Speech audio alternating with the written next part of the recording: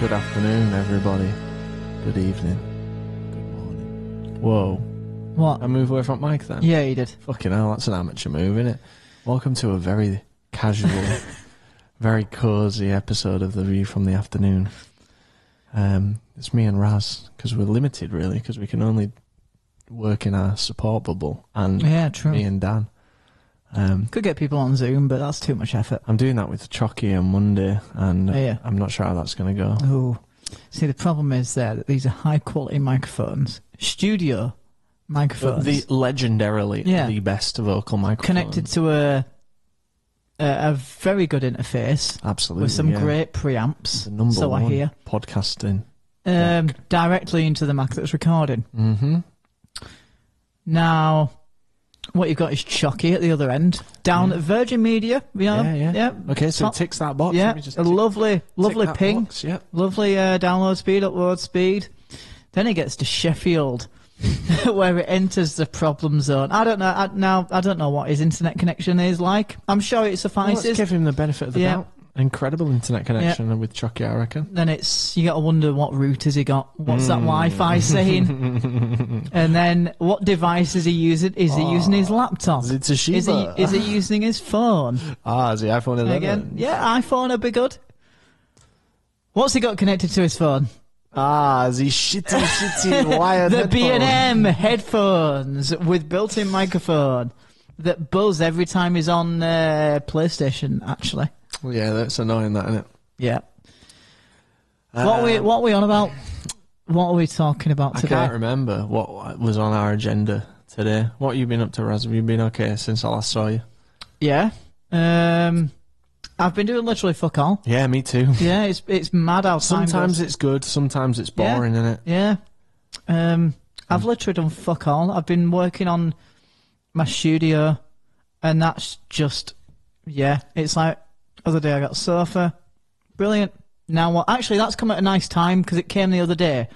And because I did all my spending up front at the start of the month, and then it came like 2 weeks later. It's like, brilliant. Yeah. I don't need to spend something now because I've got a sofa in my hands. It's a nice looking sofa as well. Yeah, the range is finest. Is it really? Yeah. It looks more expensive than that. Because IKEA's, like, you can't wander around IKEA. Can you not? Oh, of course, we're in lockdown. Yeah.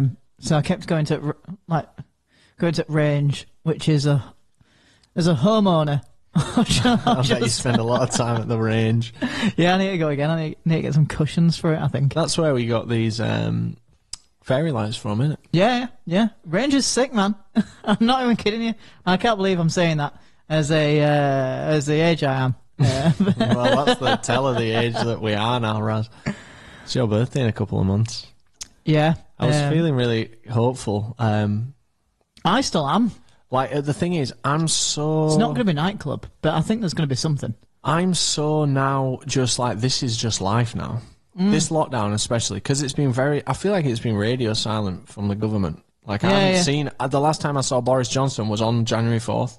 And I know he's out and about doing shit. But like the last time there was one where it was like, I need to tune into this. It was January 4th. So because of that, I've just kind of just sunk into this, like, this is just normal now. I've just stopped. I've stopped being optimistic, but I'm not pessimistic. I'm just not thinking about it. I'm just like, this is now life. I don't check anymore. Yeah. Like, I sort of made that conscious decision at the start of this lockdown. Like, lockdown 1, you're checking every day because it's new, innit? And it's summer, to be fair. So you're like, what can I do? When can I go back to the pub? When can I see my mates? Lockdown 2, when was that? Lockdown 2 was like a DLC for the first lockdown. Yeah. It wasn't a proper one, was it? That was maybe for 4 weeks, I think. And that wasn't before that long Christmas. ago. Yeah. And then everything opened up again. It's sort of like, it's getting out of hand. Then you're back to, and then the stages came in, didn't they? So some places you were allowed to go, some to eat, some you weren't, and that was all right. But then this lockdown, just like everything closed, it's winter.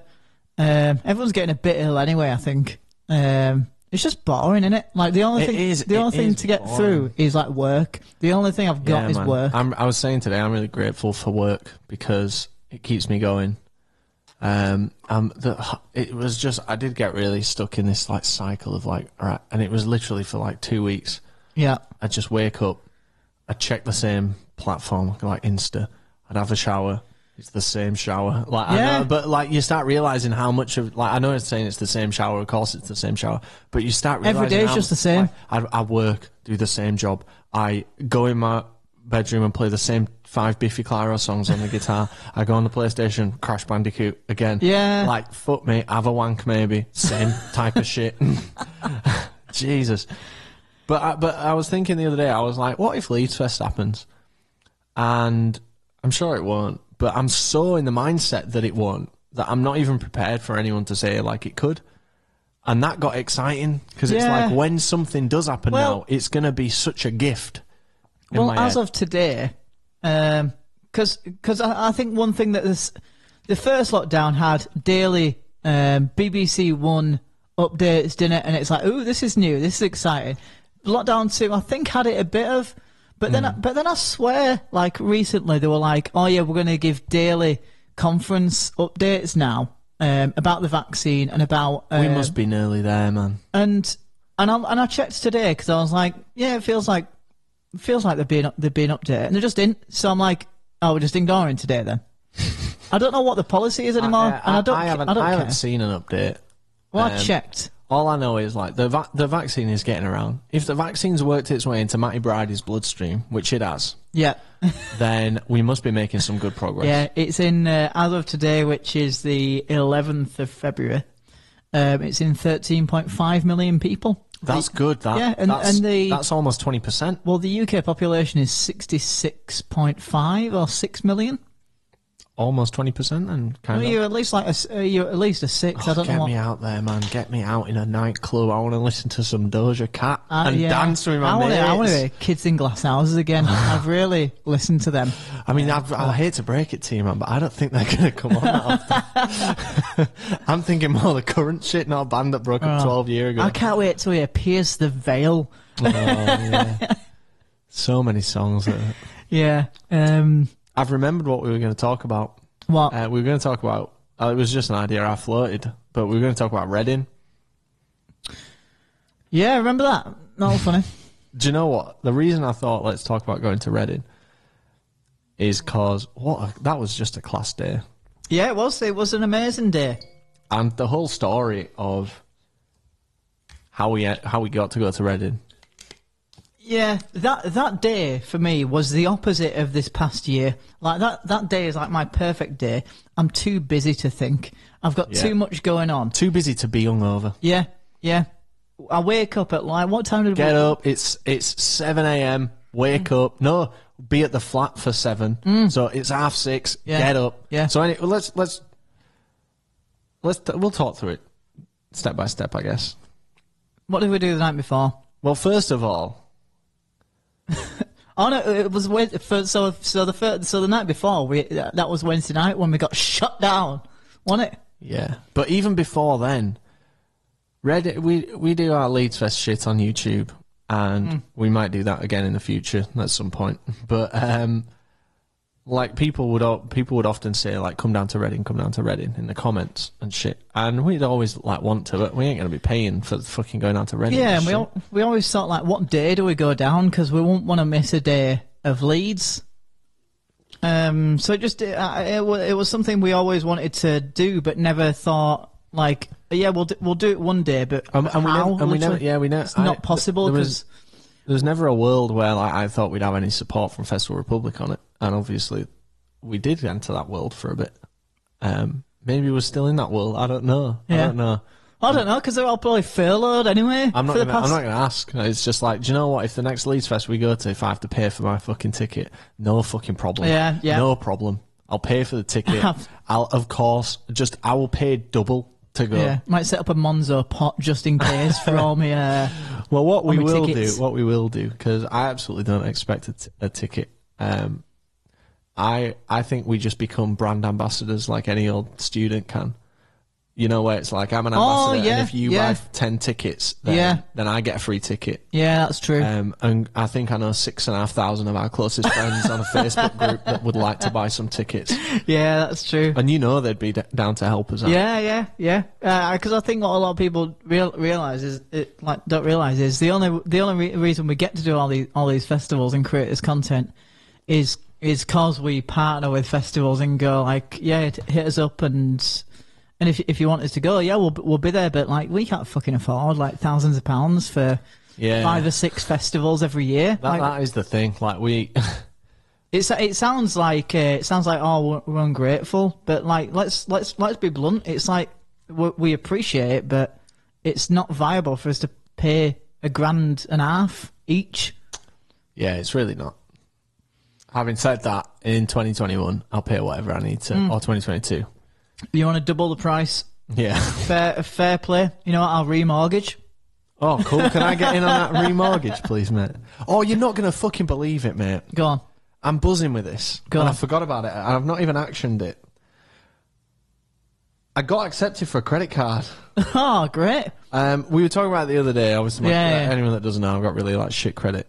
And I didn't do anything off the back of that conversation that we had in the thing, but I just thought about it again. I checked my score again, and it had gone up again. And I was like, "Fuck it, I'm gonna do it." The app says like this is a good one to build credit. Yeah. And I applied last night, and I got accepted this morning. Not this morning. Like an hour ago, and I'm really buzzing with that. Oh, good. Do what I did and like just put petrol. Well, not petrol, but like put like your. It's gonna be for like coffees. Yeah. For my Greggs. Yeah. And I'm gonna put a limit on it of £100. Because I can guaranteed pay £100 off every month. But, but if it's 1,500 quid and I see a nice shiny coat, then I don't want to be tempted. Don't get into a position I was in where I was in fucking deep, and I still am, I guess. But I'm getting out. Yeah, it's part of life, and it being part of this generation is being in debt. Yeah. But it's houses don't cost 20 grand anymore. No. Back in the day, you could probably get a decent waterproof coat for like 15 quid. Yeah. But it ain't as swaggy as some of mine. You've probably got a deposit in there for a house, to be fair. I have actually recently added it up. And with the Northies, because I got a couple new ones, so I'll show you actually. They were very expensive. And yeah, there is just under like... Anyway, don't matter. I'll tell you about that. But anyway... So, Reading. So, to put a fine point on it, some have a savings account, some invest, some have an ISA that invests in stocks and shares, some have a clothes rack. I have a wardrobe, it's an investment, it's not a phase. Reading was, going out of Reading is... absolutely one of the best days of my life. It's up there with going to LA for the first time and going to New York. Yeah. And we're talking about Reading. One of the places that like you would think is like not Slough. Far from Slough. Yeah, it's like a proper David Brent place. So I remember the first time Festival Republic reached out to us, because that's how it worked. Like, we didn't reach out to them. Yeah. Because it was just unobtainable in my eyes. This was like 3 years ago. Yeah. Or 2 years ago. No, 3 years ago now. Fucking hell.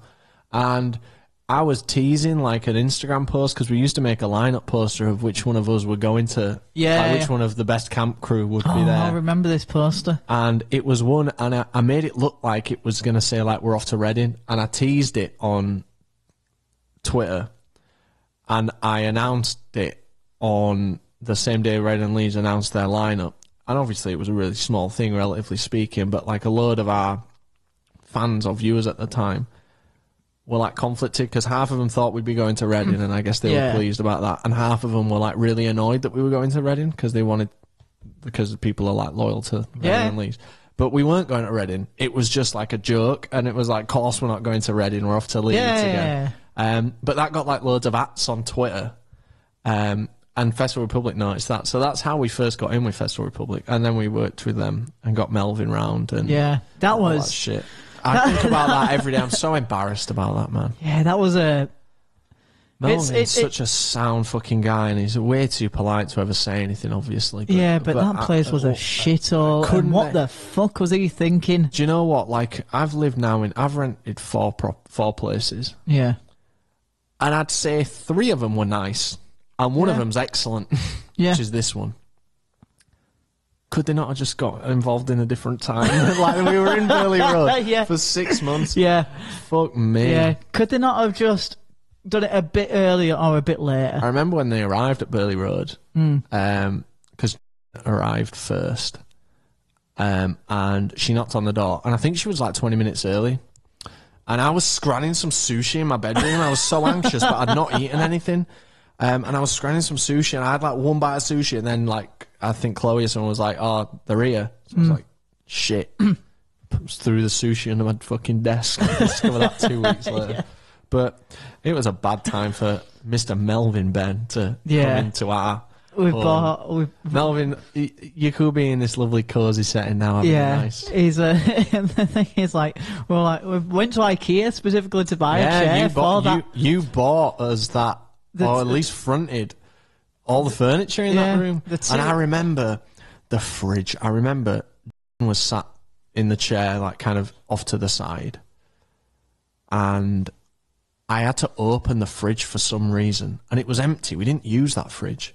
But the fridge just stunk, like residual stink from being an old fridge. The fridge literally didn't work. It was cold. It was more cold in the cupboard than it was in the fridge. And we should do a Burley Road podcast. We'll get Dan on next and do a Burley Road podcast. But I remember opening the fridge and it just stunk, and I knew the smell would have reached, and I just thought, fuck me, this is not me. To be fair though, like, that guy, he's probably like, he works in the music industry. So he's probably seen and dealt with worse. Yeah, of course he has, but like, it's embarrassing, isn't it? Yeah, I guess when you... Look at us now. Yeah. And I'm a little bit financially better off now, but not that much better. Like, I'm in the same bracket firmly. Yeah. It was just circumstance that landed us in that shithole, which I guess is why we managed to get out of there so quick, because we were just so uncomfortable. Anyway, so Melvin came around and we had this relationship with him. And anyway, we were like... We wanted to go to Reading. We'd always wanted to go. We'd wanted to experience the other side. Yeah. We'd been to Leeds Festival at this point for 10 years in a row, between like 8 and 15 years in the group, depending who you ask. Cleeseby's been going for ages, and Dan, not as many. But sound like a diss then, doesn't it? Yeah, a little bit. Some of us not really that committed. Some of us miss Foo Fighters because I couldn't get my ticket. We were talking about that just then. So yeah, we really wanted to check Reading out, and then we kind of asked, like, I just asked Festival Republic. I was like, "Can we come down to Reading?" And it was just an overwhelming, like, "Yeah, of course. Like, we'd love to have you at Reading." And I was like, "Get in!" And that wasn't then, though. We didn't ask to go to Reading then. No, it was the year after, wasn't it? Yeah. So we did 2018, and we did Piccadilly, which we got from just straight up jokingly asking Melvin. Yeah. And we fucking absolutely tore it up. It's mental that we just we were just there like, it'd be cool, man, if we could spin some tunes. He's like, it's happening. And he literally shook our hands. Yeah. And he'd been telling us how his handshake is a real kind of. So I remember next time when we saw him at fucking, because we went to that Download Festival event, and he was there the year after, and we really wanted to do Piccadilly again. Yeah. And I remember thinking, like, if I can get handshake off Melvin Ben, it'll confirm to me that, like, that's it's happening, because Melvin's handshake is like, this is my, like, he literally, like, it'll happen. It's everything to him, and I respect that. So I think we were like, just as we were leaving, we were like, what's going on with it? We were like, we're doing Piccadilly again then, Melvin, and he was like, yeah, of course, you guys again, in his like lovely, like, soft-spoken voice.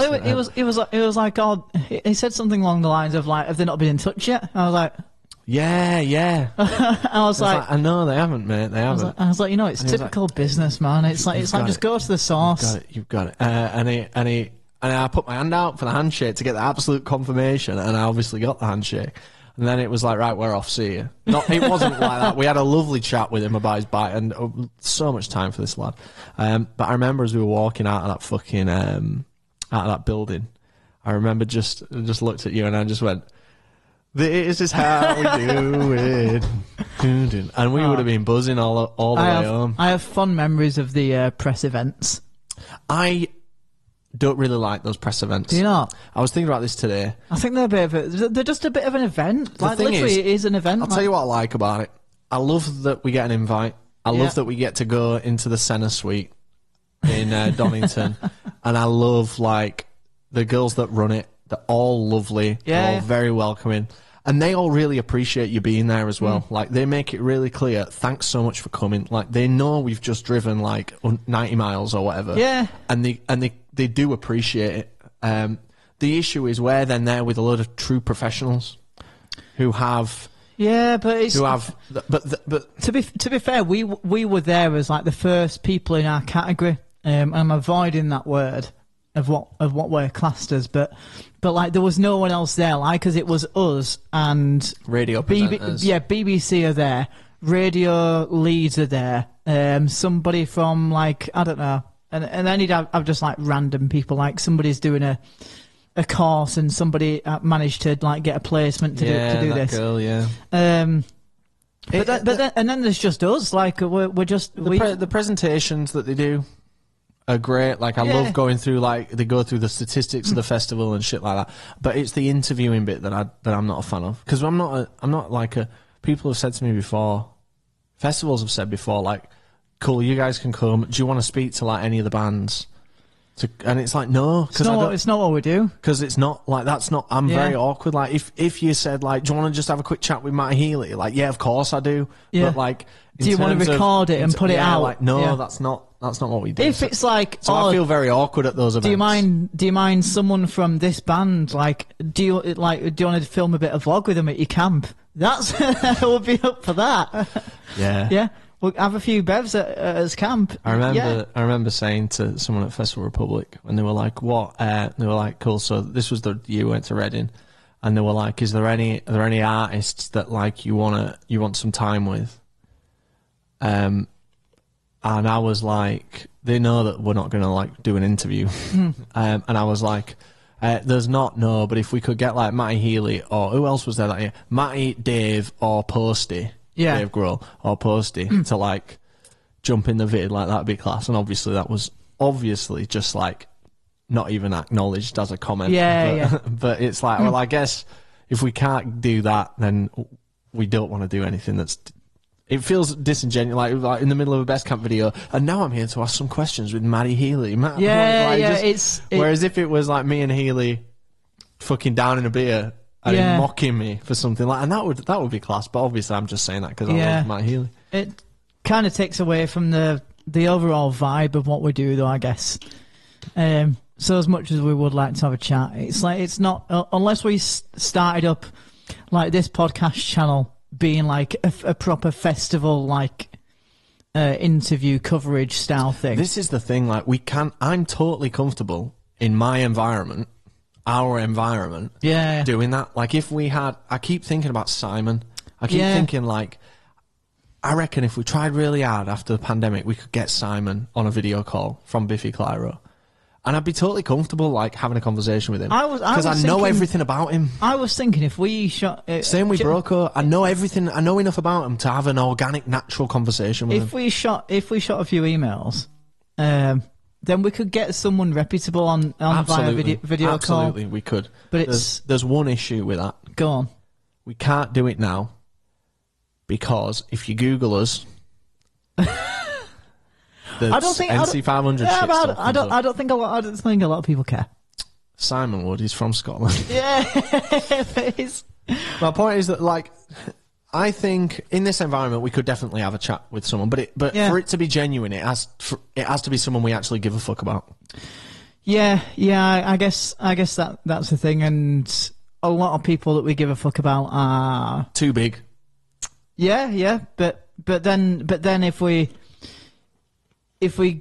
like, who would we interview? This is a fucking tangent, isn't it? We're really going off the rails here. We'll be back to the Reading story soon and tell you all about that day. Yeah. But I guess one for the comments.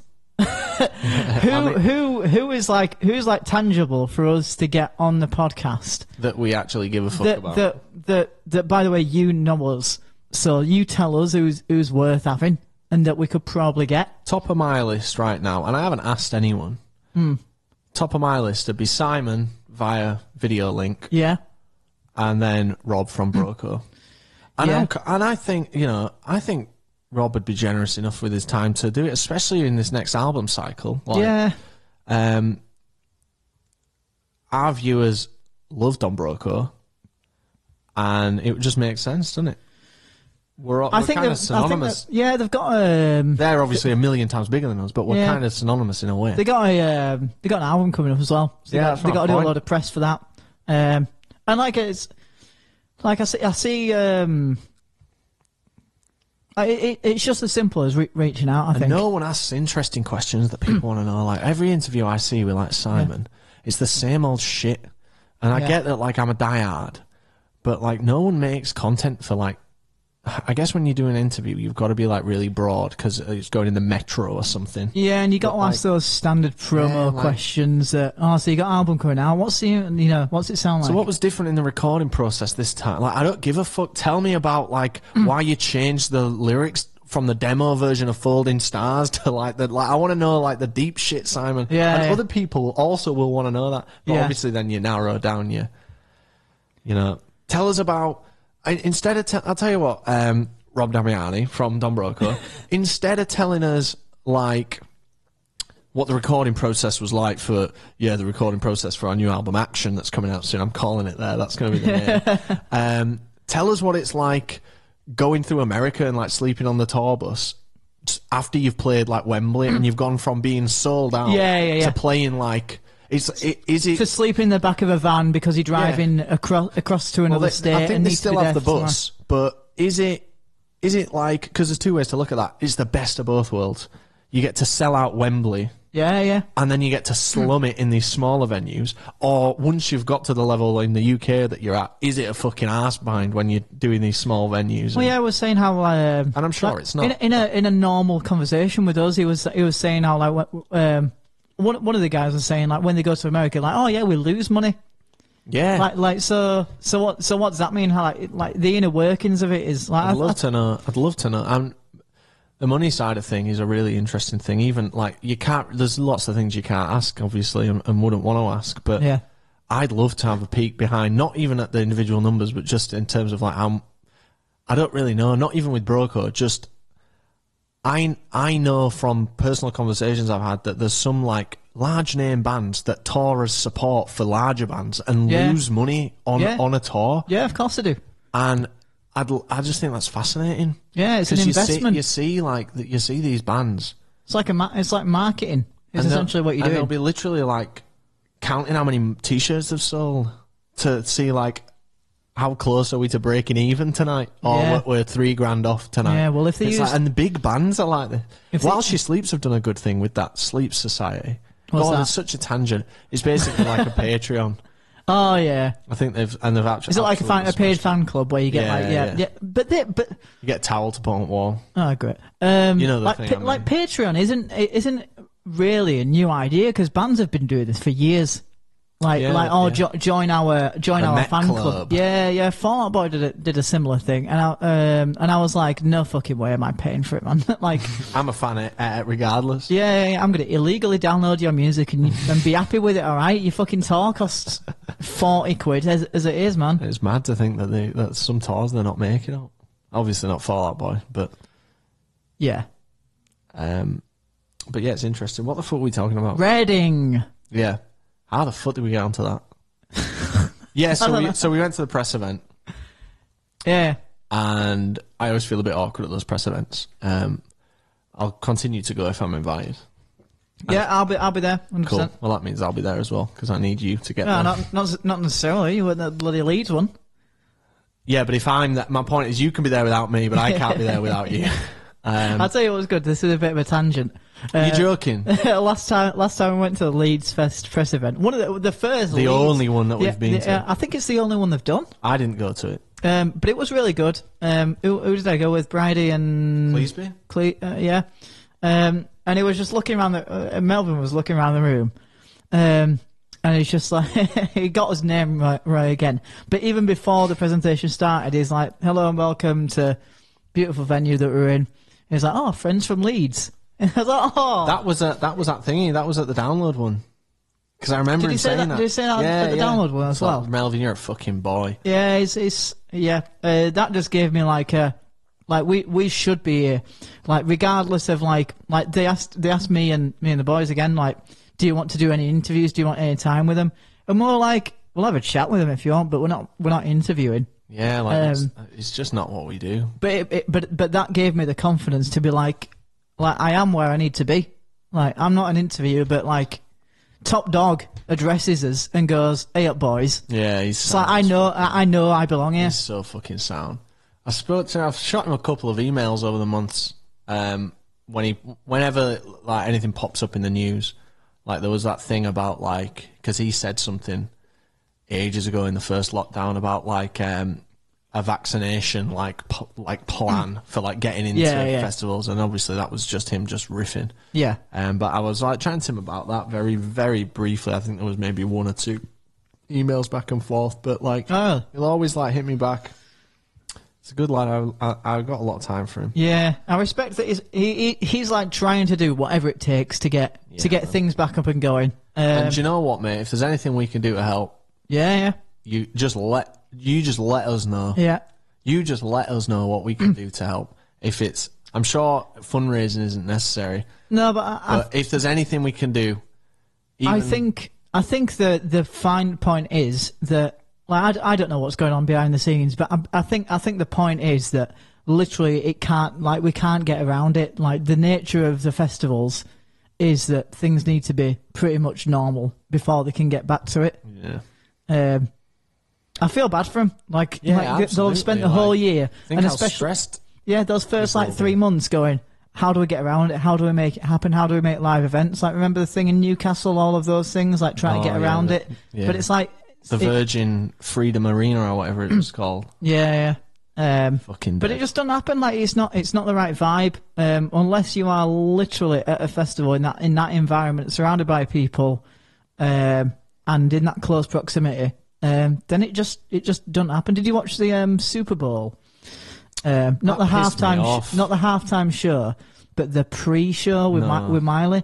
They had like a semi socially distanced crowd. So it was essentially like Miley's up front doing a thing. Some of them got masks on it, band, like, fair play. But then they've got like divided sections of the crowd where like we're stood about as this close. But like they've got like crash barriers to separate people, and I'm like, it's one of those things where it's I'd take it. Yeah, absolutely. It's weird, isn't it? But again, you won't have that same vibe. Like, I'm thinking about it. Like, if I'm stood watching a band and I'm comfortable, I'm not in the pit. I'm watching like a AAA headliner. I'm watching Foo Fighters. I'm never in a pit. Realistically, how am I going to be this close to you? Probably about this close is the distance we'll be. We can acknowledge each other. We can have a drink. We can have a sing. So would it be that much worse if there was a crash barrier there? Yeah, it would. Which is the weird thing. But to be fair, because it's all state regulated rather than like country regulated like we are. The Super Bowl pissed me off, man. I watched the halftime show, which was really underwhelming, and I liked The Weeknd, but it was really underwhelming. And it's like, this is a gig here that they're having. They're putting on a gig, and there's 25,000 people there at the Super Bowl this year. Was there? I think so, which is much less than usual. But I read that online, so it's got to be a fact. But that is a gig, like, and you can do that because there's a fucking football getting kicked. It's like the thing I was saying last time was to like, well, you don't just like, there is a jump between like, okay, 10 people can meet up, and then it gets to a point where like, do you say like 1,000 people can meet up? Like, how is 1,000 less bad than 50,000 all meeting up? Yeah, it's still gonna. It's just you're still giving it the platform. I'm so not hopeful that anything now is going to be a massive gift. Yeah. Even if that means we can go to the pub in the next few months. Yeah. Sign me up for another 24 hours. Somebody said April 7th. I'm going to say somebody because I don't like the sauce. I have a distinct dislike for the sauce, and I keep seeing it a lot lately. So I don't like to believe anything that it says. But yeah, April 7th, and I'm fine with that. That'd be good, wouldn't it? Just skip Danny's birthday. Yeah, straight up to yours. Yeah. When the pubs do reopen, we got to do that full day session again. Leeds and Sheffield. Yeah. It was incredible. That was mad, wasn't it? Reading. How long have we been going for? 34 minutes. Right, let's sum it up in 25 minutes. Let's crack on. So we finally got the go ahead to go down to Reading. Yeah. And what that meant, and we're very grateful for this, but what it meant, the only thing it meant was you can get in. Yep. Get into Reading. You can get into the camp. It didn't mean that you have a weekend ticket. It didn't mean that we'll pay for your transport. It didn't mean... And the reason we're telling you this is just to show you, not moaning, it's just showing you like how much we actually did want to go. We rented the van. We paid for the petrol. Yeah. You know, we had to rent that. Renting that van was fucking great. It was a great shout, but we had to rent it for the full week. So it was hundreds of pounds, I think. But yeah, that's just showing our commitment to the cause. We really were excited to go to Reading. So we were like, right, what day are we going to do it on? And we were going to do it again this year. We're going to go down to Reading again this year. And we'd already got the go-ahead from Festival Republic saying, yeah, we'll have you again. Yeah. And, we should also do it. We should do another one about complaining about everything that went wrong at Leeds Fest 2019. No, because we don't want to be... It's hard to, do you know it's hard to complain when we're so fortunate. Of course. But I was thinking about how much we pushed to just, can we have this space? Can we have this space? Can we have this space for like 1 hour? No, it's impossible. And then we walked past that space and it said, do you want to use this space? Yeah. Just email. It's like, are you fucking kidding me? And it's literally too late. We literally, anyway. So we went out of Reading and we were like, what day are we going to go down? And we decided, well, we don't want to miss any of those 3 incredible fucking headliners that they'd booked that year. Yeah. We don't want to miss Foos, don't want to miss 75, don't want to miss Post Malone. We thought about it, but that year in particular was just too good. Yeah, I think, like for me, if I was going to pick one to miss, it would have been Posty, and we'd have probably seen Foos twice. And I love it's perfect. But it was just so tailored, that lineup. It was like each one of us had handpicked a headliner. But so we were like, we'll go on the Thursday when there's no on. And I think that was a good idea.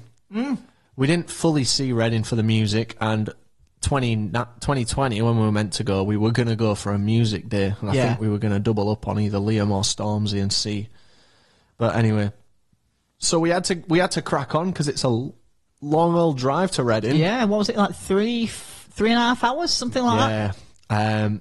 It was great. So we got this van. It was a Vauxhall Vivaro. Yeah. Excellent van. Really attractive 9-seater. I like those. Yeah. And we stickered it up and we parked it behind Piccadilly, and that was super fucking useful. Yeah. Because we just camped just up the hill, and we all got up. We all had our alarms set for like 6:30 in the morning. Yeah. We all woke up feeling fragile.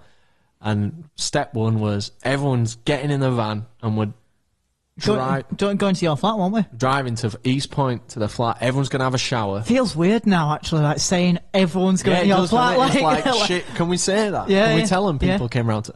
Yeah, everyone came around to flat, so it was all of us, wasn't it? Chris as well. Literally every single one of us. I'd love to have had Chucky. And I'm a bit disappointed that we didn't take Chucky. I'm a bit disappointed with myself for not extending the invite to Chucky. But anyway, we live and we learn. So yeah, crammed into flat. Everyone showered. We had a really strict... I was probably just pushing, like as I usually am. Like, we need to come on out this time. Yeah. And I think we were just so buzzing that no one felt particularly bad. No one felt super hungover. You don't. No, when you've got somewhere to be or something to do, the hangover just doesn't exist. It's not. You don't dwell on it, is it? It's not an issue. Again, like the whole thing. If you're cracking on with something. Yeah. You're not hungover. Anything through this lockdown. When you dwell on something, it just makes it worse. The opposite to that is like having a hangover and then having loads of stuff to do. It's like you don't dwell on it, so you're just going to push through it and not even notice it. Me and Dan doing 5 consecutive nights on Broco tour, getting hammered, and we'd have to be up dead early to get a train to another city. It's like no bother. Yeah. So we all got in the van. Did we go get a Mackey's? We would have done. Probably got a Starbucks and a Mackey's breakfast. It sounds about right. Any sort of event, any place that we're going, it's something I look forward to when things come back. And the Mackey's. A Starbucks and a Mackey's breakfast. We're so white. That's the whitest thing ever. Yeah. And we drove to Reading, or you drove to Reading, which meant you couldn't drink. It's fine, and I'm totally comfortable with that. Yeah, I'm really glad you are, because we couldn't have done it any other way.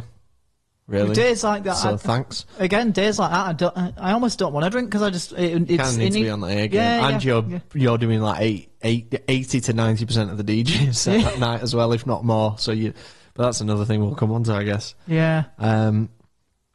So yeah, we got down to Reading, and I think I was sick. There's a great. We were having a right laugh in the van. Yeah. I was up front with you. Yeah. And we were just having a blast, like 6 best mates in a van. Yeah. Driving somewhere new. Everyone's like, a few of us got a drink on, like some good tunes on. We were listening to Boom Blast and Ruin. Yeah.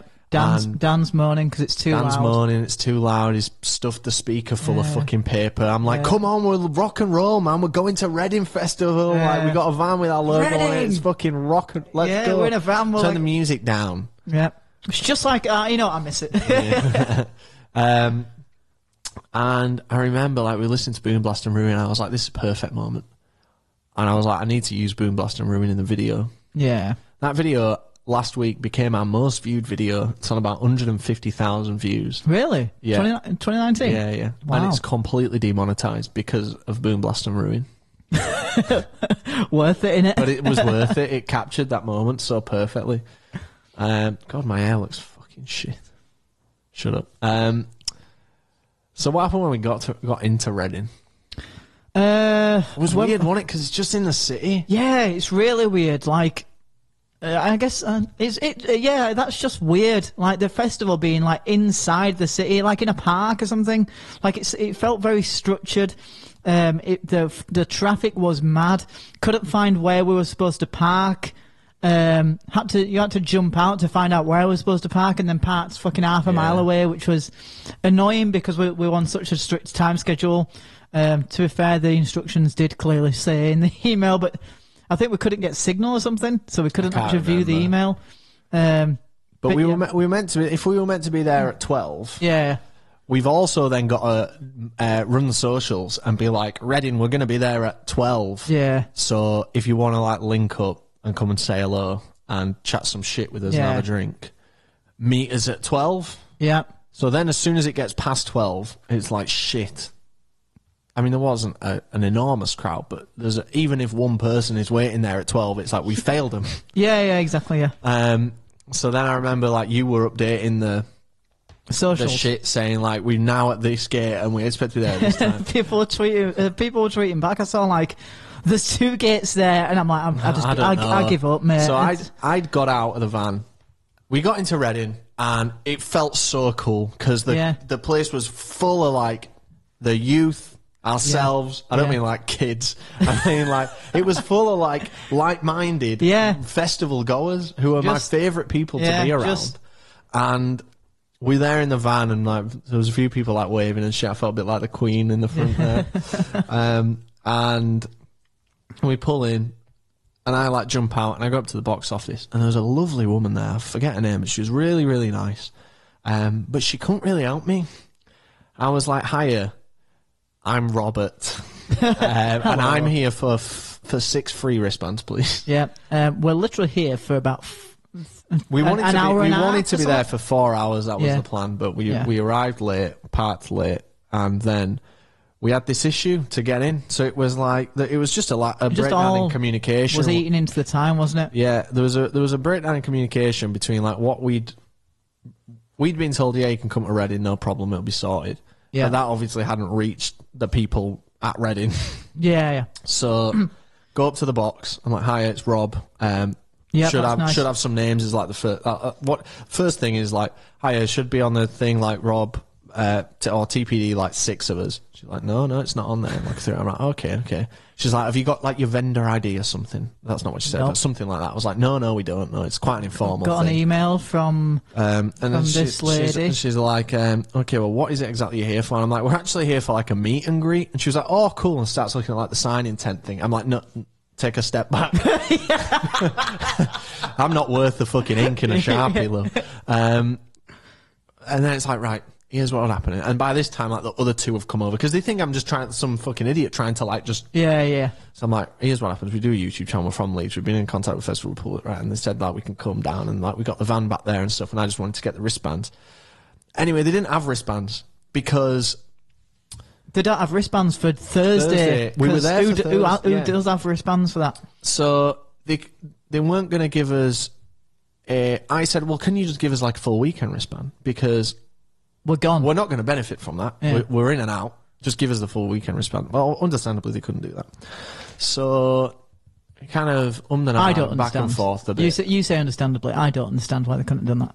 I guess because they could have done, but they're regulated on it, aren't they, or whatever. They're doing their job. Yeah.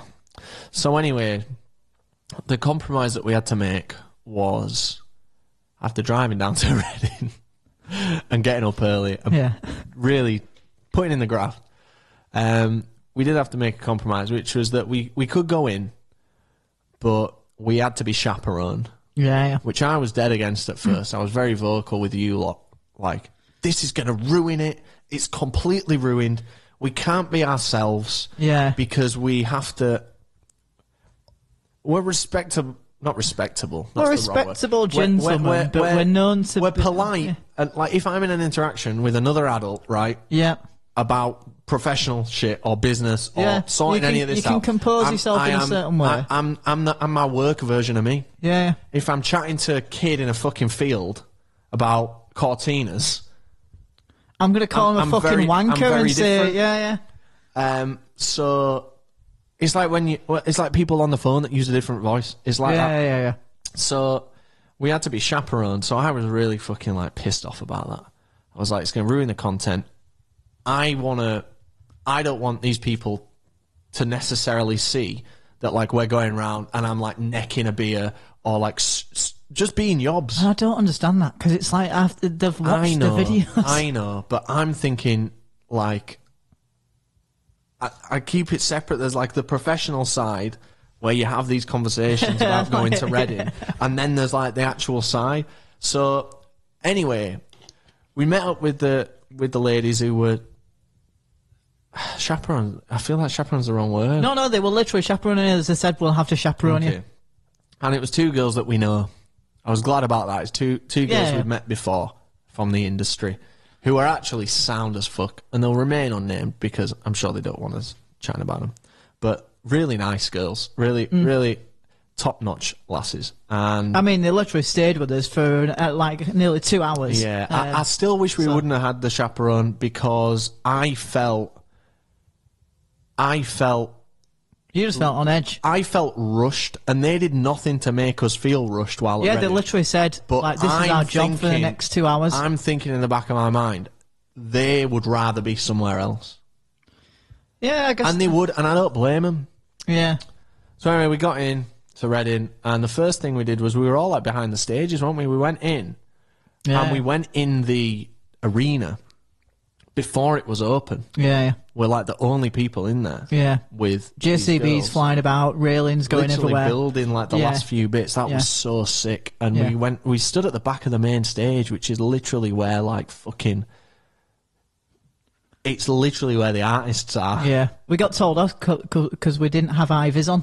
Yeah, they got told to go to fuck, didn't they? More about that I soon. said, sorry, love, it doesn't really go with the outfit, you know. But yeah, so we had a look around there and that was sick. And then we finally got into the camping bit, and we got there and we were like at the gate, and I remember thinking, oh shit, no one's come to meet us, no one's come to say hello. These poor lasses are gonna laugh at they're gonna laugh at us, and no one's here. But that was just that initial anxiety that people have. Like, people are always like No one will ever, it's the same thing of like, no one will ever say to me, I love your channel. They'll always say, my sister loves your channel. My brother loves your channel. But then if you start talking to them, they actually know like everything, and they're actually like a big fan. Like, where'd you know that from? I thought it was your sister that liked it. But it's that same thing, but in person. So it was like no one came over, and then someone just decided, I'm going to go over. And that's when everyone just kind of stood up and came over. It's that bit of bystander effect at the start that triggers the anxiety. It's like someone's going to have to take that hit. It was like, and then once the you got that one extroverted guy there that's like, and it was just class, wasn't it? Like we got there and everyone was sound, and we met. A lot of love. A lot of love, yeah, a lot of love. It felt great. And that's probably why I have such fond memories of going to Reading. Like, one of the many things. There were your best mates, meeting all these people, meeting people who like, whose name I've seen in the YouTube comments for like 6 years at that point, like Ollie Goodchild. And he can give me a shitty cider and I can drink it with him. Like, what a pleasure. Call him out by name and then call his drink shit. Yeah, that was what we were talking about. We were talking about the shitty drink. Yeah. It was all in all it was class. But it was like, right, what are we going to do? It was like, well, let's just walk around the camp. Yeah, I mean, what else? We didn't really think it through, did we? Like, where we get down there, like, how are we going to kill 2 or 3 hours? What I want to do is, my ideal world is, we do Leeds on the Wednesday. Yeah. We do Leeds on the Thursday, and Piccadilly. Yeah. Collect a bag this time. Yeah. Or at least save the receipts. I'll tell you what. And then we go down to Reading on like a Friday or Saturday. Yeah. And on a music day that in Leeds we don't really mind. And there's missing. And there's an area where we can camp somehow. This is an ideal world. This isn't the right. Yeah. There's an area in general camping where we've already got a camp set up. Yeah. Get like Shep or someone that's like down there to like save us a space. Get one of them minions. Get one of them little bitch ass homies to do their shit. You heard me? One of the offshore teams. Yeah, get one of the offshores to set us up a remote location, and then we'll on board when we get there. But that would be so good. Like I never want to abandon Leeds, and I always, any second I'm at Reading, I feel like I'm missing out at Leeds. Yeah. But I really do want to do a full day and night at Reading, because people still say to me, you haven't really been to Reading. I feel like sometimes I'm like, I've been to both, and trust me, Leeds is better. But they're right, I haven't really been to Reading. I haven't seen a band there, and I haven't got foot there. I know I'll be disappointed though, because they don't have they don't have Piccadilly, do they? No. And that for me is like, that's the festival. Yeah, I agree. They got a silent disco. Yeah, but so if they ever wanted to, that'd be cool. Yeah, we do. The silent disco would be cool. Yeah, if we could do silent disco, that'd be. I'd Are we doing the silent disco at Trees? I think so. I don't even know what's going on. We're not on the poster. I don't know. There's something happening somewhere. We should know. I don't know. I'm out of the loop. I should. If I don't know, then there's something wrong. It'll sort itself out. It will. It will. I'm sure we are. We owe them a DJ set anyway. Yeah. We owe Trees a DJ set in some... They owe us a Fedora for Jake. I was thinking, during that live stream, there was a lot of drunken promises made. Yeah. And from both sides. And there's some things that I won't mind if they're not honoured. I won't mind... Like, because I was thinking, like, they said a Fedora for everyone printed. We raised them a good amount of money. Yeah. But, like, we've been ordering in, like, shit made to order. For them to order like 6 custom fedoras it ain't gonna be cheap. Well, it's the time and effort as well. Yeah, and I said I'd take the guitar and do a little performance. I'd much rather not do that. Yeah. I'm sure they're quite reluctant to. So I'll tell you what. Slide. If the viewers are happy with me not doing that, then we'll be happy without the fedoras. Yeah. The fedoras would be good though.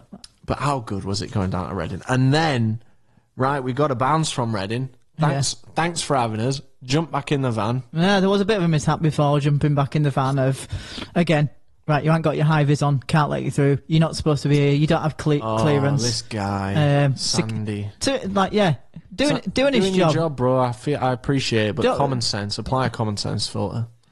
Everything needs a common sense filter. Yeah. I'm trying to leave. Can I leave?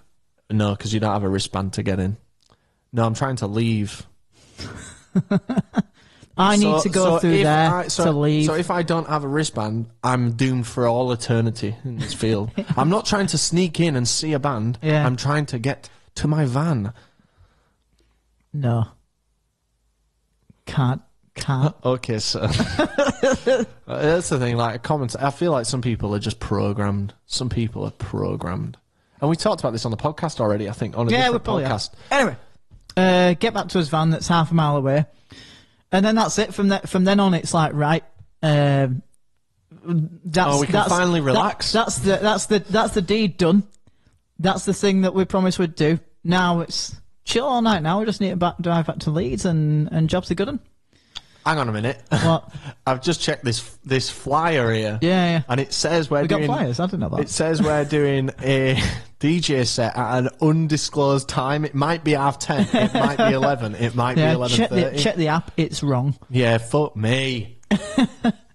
But to be fair, I'm glad it was wrong. Yeah, because more people were there. And we came on fashionably late. Yeah. But also driving back in the van, another thing that I always remember is Annie Mac on BBC Radio 1, hottest record in the world, played People by the 1975. Yeah.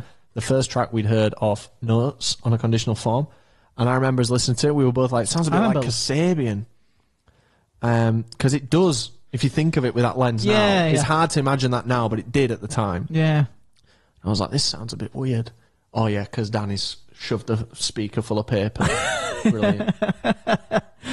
Great song. One of the first times I actually... Not one of the first times, but like since first album, since then, one of the first times that I heard a 75 track and thought, this is good. Oh, that first album's not even in their top 2 albums, man. Oh, you're an ill-educated swine. Oh, you're a fucking idiot, man. Still friends. Still mates. Yeah, I will always associate that song with a Vivaro van, sat in the back, editing. I was editing. I was editing. You were editing, and I was setting up my cues for the DJ set. Who was driving? Bridie must have been driving. Yeah, I think it was. Yeah. We were sat. Yeah, we were sat together on the computers, and I drove for a bit, and then we stopped to get a BK, and then we switched service station. Yeah. And fucking hell, and we were grafting. That was the grind at the start. I'll tell you what. Yeah, that's fucking dedication right there. I got the full Best Camp video edited, minus the frills, like the graphics and transitions and music, up to that point, which I guess is 2 days. Yeah. But that saved me a lot of work. That was a real help, that. Yeah. Who else do you know that goes to a festival and goes, ooh, I'm just going to go to the other festival site, and on my way back, I'm going to edit the video that you're going to watch. Like, it's...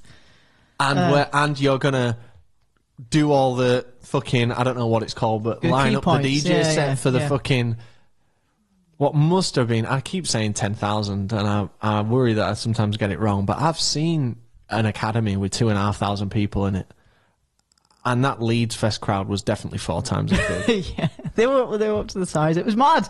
It's monstrous, wasn't it? Yeah. You know what? If a quarter of them were there for us and not just for a good time, I'm happy. Me too, but I'll tell you what. What? There was more than a quarter of them there for us, wasn't it? Yeah, it's fair play.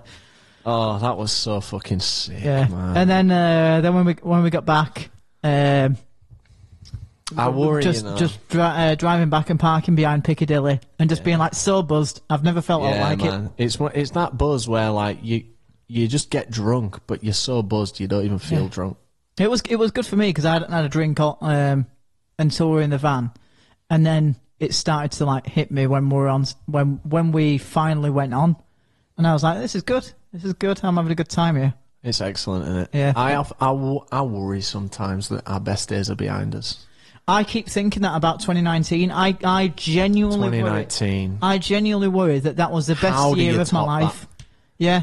Because the thing is, to top 2019, we can't just do it ourselves. We need help. Yeah. We need someone like Festival Republic to enable us to have that experience again. But then we also need to be standoffish, and you can't do that. You can't like have your cake and eat it too. We need to be like... I think there's no shame in just saying like... I'd love to do it, of course, but I'd also love the security You know, we weren't meant to put. We've grown since last year. We were told that there's no room for the van behind Piccadilly, so we were expected to cart like the equipment from the general parking. There was not a single vehicle behind Piccadilly. Yeah. So I would love. Yeah. We'd love to do it. And we do it anyway, so there you go. But it's give and take, do it anyway. It's give and take. But yeah, if I would like the assurances of, you can park here, boys. We've got this ready for you. Yeah, you can get into Reading easy. Yeah, it's absolutely. It sounds like I'm moaning. I'm not. I'm just, because you know what? Even if they don't, we're still gonna be there. Yeah, of course we are. We'll be at Leeds until the day we die. But I would just love to do 2019's Leeds Fest in the way that I feel like we should have done it, which was. Yeah, because it's a better overall experience for everyone. Everyone wins. Well, then again, the video's pretty sick where everything gets smashed up and shut down. And yeah, but what pains me is all that wasted money. Yeah. I know all that shit that we had to just, landfill. Yeah, it's so dumb. Yeah. Just having it all ripped up. Like we literally, at the start of that festival, we were there. We set up. We spoke to the camp manager. He was like, yeah, everything that you're doing is fine. He came and spoke to us. On, yeah. He came and he was like, "Love it, love what you guys are doing." Literally the next day, yeah, you need to go. Yeah, that was. And we complain about it a lot, don't we? I feel we love doing it, but it is a service that we're doing. We don't want, and it would be nice if we had some assurances to help us do that service and be comfortable about doing that. So, do you know what I mean? Yeah, that was the thing. We're doing the DJ set. And we'll happily do it. Like, we love doing it. That's the transparent truth. Like, we love doing it. But just because we love doing it, please also, like, just meet us in the middle a bit and, like, give us a guaranteed parking space behind Piccadilly. Give us a little bit of security. Yeah. Like, you know we're going to do it anyway, so you don't have to help us in that regard. But yeah, at least try. Yeah. Like, please. I've been thinking about buying a van still. You know, like we were told there was no parking behind that Piccadilly. You could have fit 15 of those vans in there. More. Yeah, there was a massive amount of space. Yeah. It was nice using them showers back there. And I know the world doesn't revolve around us, and that, you know, like these people, I think, how can we look after TPD? And we're very grateful. We're super grateful. But that was my only frustration about it, is the stress that comes along with it. Yeah. I tend not to think about these things because I'm too caught up in dealing with what's in front of me. Like, oh, we got chaperones, fairs. No, we can't get a parking space. Okay, let's just deal with it. Not one to argue. But then when we just go around it and then get the thing that we want anyway, even though we know we shouldn't. That's the thing. But it's like, I don't know. My brain's just stopped working. It's like those. I don't know. It's fun to use their work analogies, and it's like when you try to do something. Like, I'm a proper corporate guy, but bypassing process at work, when it's like, oh, you're trying to get X, Y, and Z done, and it's like, but I got it done. Like, I got the thing done, I just didn't do it in the way that you wanted it to happen. But if you did just let me, and I'm lost now. I've lost myself in this tunnel of. We're complaining too much. Yeah, everything's great. And do you know, I was having like a crisis after like 2019. Because I was on such a high. Yeah. And then when I went back to normal life, it's always hard doing it. Like Jackie P spoke about it in episode 3 of the podcast. But that difference in going from being like a someone in a regard to a nobody, which is where I'm much more comfortable, to be fair. But and I was really worried that, like, what if we don't get this opportunity again? But also COVID's kind of really helped with that, because now it grounds everyone. And if in 2020 we'd have got no help and we'd have had to, like, just go to Leeds Fest and not get like a guest pass or anything, we'd have gone. But I'd have felt like I've failed. Yeah. And I'm a has-been. Whereas now, I'll pay double the price to get in, and I don't care. I literally don't give a fuck. So I'm really glad COVID's kind of helped me see things in a different perspective. I feel that way about a band. Like, if we're able to go back, like, gigs are back on, and if people still turn up, brilliant, fucking brilliant. It'll probably increase for us, to be fair, because people have been without live music for so long. Yeah. Let's see what happens. If nobody turns up, I'll be like, yeah, fair play. We couldn't do the things that keep us relevant. So yeah, not my I feel fault. really bad. I feel like I've moaned too much and brought too much negativity. Going down to Reading and working with Festival Republic and the opportunities that they've given us have been some of the most interesting and enjoyable things in my entire life. Yeah. Working with festivals in general is ace because you can just do the things that you're like, oh, this is an idea. Let's do it then. Yeah, it's cool. And I'm so fortunate and so grateful. And yeah, that's about it. I guess that's the positive note that I want to really kind of resonate. Yeah. I do moan about stuff, but I don't want it to come across as entitled. I just know when something's really easy. Give me a hand. But these are the real frustrations that we had on that day in Reading. Like, this is what I'm doing. I'm getting inside my head on that day, like the excitement and then the frustration and the stress and the pressure that I put on myself. But it all ended up with a big fucking party with loads of fucking people this is the thing. and an absolute riot. You can moan about it, but you know what? It achieves the same thing. If anything, it was a bit more rock and roll that we just snuck the van in there. Yeah. And then managed to get back to it. Imagine if we couldn't get back in that area because we didn't have the right credentials to get there. Yeah. Fuck me, imagine that. Yeah. I love that you could see the van behind Piccadilly. Yeah, that was some prime real estate. Yeah, it was a big advert there, wasn't it? Yeah, I hope we get. The problem is now we have to get a van for the next festival. Yeah, a van is non-negotiable. I even thought, like, is it worth doing for download? I think, let's just do it. We can afford to do it. Yeah. If we go to download, there's 5-6 of us. Each of us just chip in. Absolutely. Yeah. We all get to go in the van. We all have a gay old time. And also another thing is we've also grown quite a bit. And your car in particular is recognisable. People have taken photos in front of your car when it's parked on the street and you've not said you're there. Yeah. So I think in the interest of that, and because I sometimes take a laptop to the festival, I think a more discreet vehicle would be a more discreet vehicle. TPD. No, not on the This is not TPD's van. Yeah. There is nothing of value in here. Have you seen how old his MacBook is? No tools left in this van overnight. No Supreme jackets are left in here. They're all in my tent. Do you know, I might really go back on this, but I've decided, because I just overthink everything, that I'm not going to take any like expensive clothes to the festival next time we go. Purely because I am now in the headspace of thinking like, oh, I just look like a wanker. Not that I look physically like a wanker, but I've always am I like, I'm really struggling with overthinking everything at the minute. What else have we got to do? What do you mean? Like, you sit in your fucking flat and you think about shit all day. Yeah, that's true. I'm thinking, like, so I'm known as a YouTuber, and YouTubers do dumb stuff, and a lot of these YouTubers people hate, like Jake Paul, who wear, like, expensive stuff. So I don't want to wear something that maybe someone thinks is expensive, in case they think, look at that. But then I'm just overthinking. Yeah. I don't know. I have certain things I like that are, I don't know, are they deemed expensive? Like, I wear Tim's exclusively. And I still want a few more pairs of Timbs, but you know what? I'm sat here in a Primark hoodie. That Primark hoodie is what's been grounding me. Yeah. I've been doing a lot of shit just in the Primark hoodie, and I love it. And you know what? You realise that Tom Scott wears this all the time, and you know what? He's recognisable for it. I've got more wear out of that Primark hoodie than I have like my last 10 other items of clothing that I've bought. Yeah. It's comfortable. It's great, man. Yeah. It's really good. Yeah. And it costs £6. I was thinking, like, I have literally been thinking, like, shall I just wear that in everything? No, you got to change it up. Well, rock and roll. Yeah. You got to stay somewhat fashionable. I guess you do. Not that I know a fucking thing about that. Of course you do, mate. You got the Tom Scott hoodie. Yeah, true.